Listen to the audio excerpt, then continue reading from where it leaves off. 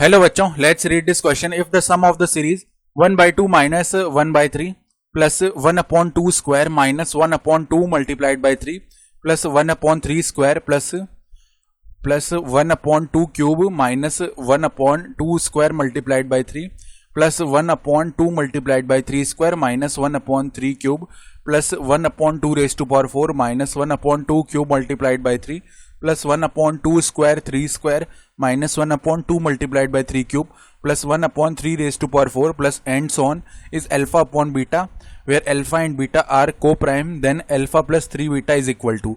तो यहां से हमें अल्फा प्लस 3 बीटा निकालना है। स्टार्ट कर लेते हैं हमारे की कॉन्सेप्ट से। तो हम जानते हैं सम ऑफ इनफाइनाइट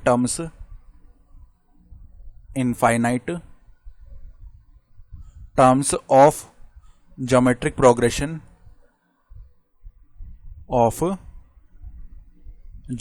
प्रोग्रेशन जो इनफाइनाइट ज्योमेट्रिक प्रोग्रेशन होता है उसकी बात हो रही है। तो एस इनफाइनाइट का जो फॉर्मूला है ए अपॉन में 1 माइनस आर होता है, जहां ए तो फर्स्ट टर्म है ज्योमेट्रिक प्रोग्रेशन का और आर हमारा कॉमन रेशियो है। ठीक है, तो अब जो सम लिखा हुआ है उसको हम एक बार के लिए एस बोल रहे हैं। तो एस इज इक्वल टू क्या है, 1/2 माइनस 1/3 है पहले तो, देन प्लस में 1/2 का स्क्वायर है, देन माइनस में 1/2 मल्टीप्लाइड बाई 3 है, प्लस में 1/3 का स्क्वायर है, प्लस में आगे देखो 1/2 का क्यूब है, माइनस 1/2 का स्क्वायर मल्टीप्लाइड बाई 3 है, देन प्लस में 1/2 मल्टीप्लाइड बाई 3 का स्क्वायर है, माइनस में 1/3 का क्यूब है, देन प्लस आगे देखो कैसे चल रहा है ये 1/2 रेज टू पावर 4 है, माइनस में 1/2 क्यूब मल्टीप्लाइड बाई 3 है, प्लस में 1/2 स्क्वायर मल्टीप्लाइड बाई 3 स्क्वायर है। ठीक है, देन माइनस में 1/2 मल्टीप्लाइड बाई 3 क्यूब है, प्लस में 1/3 रेज टू पावर 4 है, प्लस एंड सो ऑन। ये ऐसे ही आगे चलता जा रहा है, तो ऐसे ही आगे ये चलता जाएगा इनफाइनाइट टर्म्स तक। तो इसको सॉल्व करने के लिए अभी तो देखो काफी कॉम्प्लेक्स टर्म लग रहे हैं, तो थोड़ा हम इसको सिंप्लीफाई करने के लिए लेट कर लेते हैं 1/2 को a के इक्वल और 1/3 को b के इक्वल। ऐसा करने से थोड़ा सिंप्लीफाइड फॉर्म में आ जाएगा। तो s का जो वैल्यू है देखो यहाँ पे तो a माइनस b बन गया पहले। ठीक है, देन प्लस में देखो 1/2 का स्क्वायर यानी इसको a का स्क्वायर लिख सकते हैं, माइनस में ab बन जाएगा, प्लस में b स्क्वायर बन जाएगा। इसी तरह आगे वाले टर्म्स भी लिखते जाते हैं।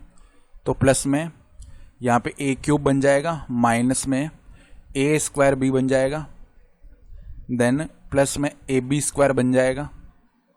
ठीक है, और यहाँ पे माइनस में b क्यूब बन जाएगा, देन प्लस में a raise to power 4 minus में a क्यूब b प्लस में a स्क्वायर b स्क्वायर।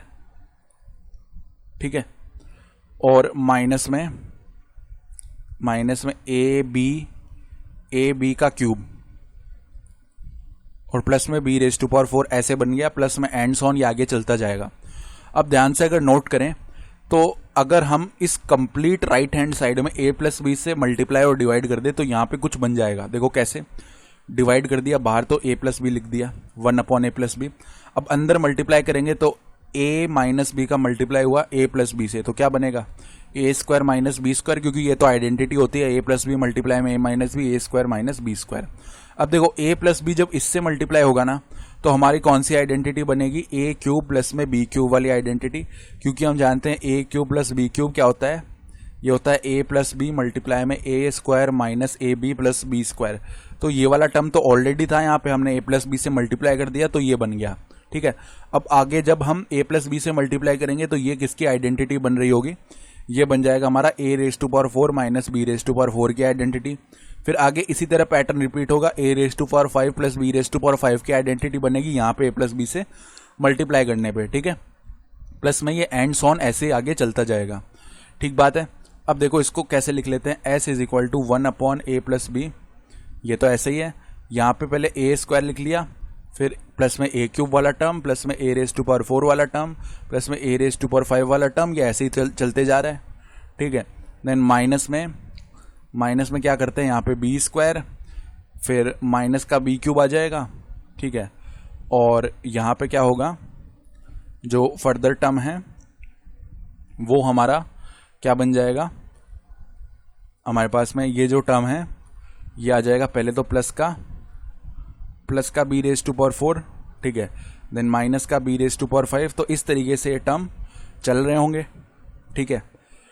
तो अब फर्दर अगर इस तरीके से टर्म चल रहे हैं तो आगे देखो प्लस एंड सॉन ऐसे ही चलते जाएंगे। तो 1/a प्लस बी है तो एज इट इज़ है। यहाँ पे इनफाइनाइट टर्म्स का सम का फॉर्मूला लगेगा जो कि क्या होता है ए स्क्वायर फर्स्ट टर्म अपॉन में 1 माइनस, यहाँ पे कॉमन रेशियो ए ही आ जाएगा तो ये हो गया। देन माइनस में इधर कितना बनेगा बी स्क्वायर अपॉन, यहाँ पे देखो कॉमन रेशियो क्या होगा minus B cube upon B square यानी माइनस का बी होगा, तो 1 माइनस में माइनस का बी यानी प्लस बी, ये आ जाएगा। तो सम हमारा ये बन जाएगा। अब ए और बी के वैल्यूज रख लेते हैं तो एस इज इक्वल टू क्या बन जाएगा 1/a प्लस बी। जब निकालेंगे ना तो a प्लस बी तो हम साइड में कैलकुलेट कर लेते हैं। तो देखो यहाँ से a प्लस बी क्या आएगा 1/2 प्लस में 1/3, एलसीएम आ जाएगा हमारा 6, यहाँ पे आ जाएगा 3, यहाँ पे आ जाएगा 2, यानी ये बन गया 5/6। तो देखो 1/5/6 तो 5 यहाँ पे आ गया, 6 यहाँ पे आ गया। देन a स्क्वायर का वैल्यू यानी कि 1/4 अपॉन में 1 माइनस में 1/2 आ गया, ठीक है।